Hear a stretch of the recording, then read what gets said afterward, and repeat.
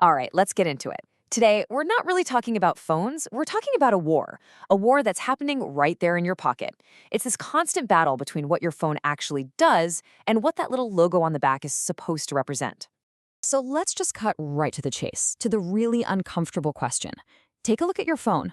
Seriously, what did you really buy? Was it the technology inside, or was it the status symbol on the outside? Because trust me, one of those is costing you a whole lot more than you think. See, here's the deal. Every time you buy one of these premium gadgets, you're actually making two payments. The first one, that's for the tech, the actual hardware, the processor, the screen, the camera.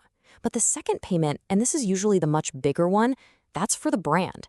It's the loyalty tax, the price of admission. The bottom line is, one company is selling you a tool, the other one, they're selling you a membership to a very, very expensive club. Okay, so first, let's step inside the world of the big guy, the dominant brand. It's beautiful, right? Seductive, perfectly designed. It's a gilded cage. Everything inside just works perfectly. That is, as long as you never, ever try to leave. The real genius here is how they've convinced you that getting less is somehow a premium feature. I mean, this says it all. This isn't about giving you the best innovation. It's about limitation. You think you're getting the absolute cutting edge, but what you're really getting is a carefully calculated set of restrictions, all wrapped up in a beautiful, pricey little box. You're buying an experience that is curated and very often deliberately limited. And this is their playbook. It's this doctrine of less is more profit. They don't want consumers, they want subscribers who just accept whatever they're given. They figure out the absolute bare minimum tech they need to give you to keep you happy and not a single component more. Oh, and my favorite, they take the charger out of the box to cut their own costs, then spin it as this heroic act to save the planet. It's absolutely brilliant, right? Using all that brand power to just paper over the hardware's weaknesses. But now, let's flip the script completely. Let's talk about the competitor. And look, we're not talking about some hero here, not at all.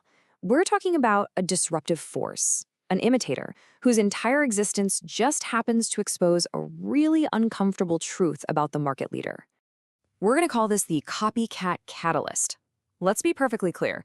This company can be a shameless imitator. I mean, they copy designs, they copy software, they even copy the model names. But in doing all of that, their aggressive strategy becomes this catalyst that reveals just how much tech the big guys are holding back from you and just how massively inflated their prices really are. And you know what?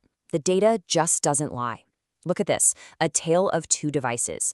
The Xiaomi gives you features the iPhone just flat out refuses to, like a functional screen on the back for your notifications and bigger, more advanced camera sensors.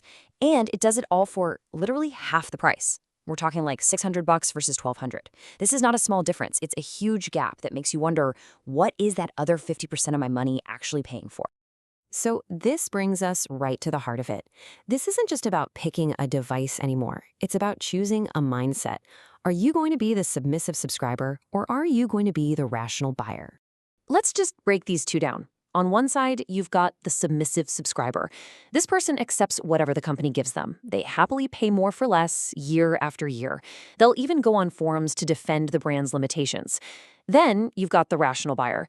This person questions the price tag. They demand real value for their hard-earned money. And this is the big one, they treat technology like a tool, not a religion they have to blindly defend. So just take a second. No one's watching. But be honest with yourself.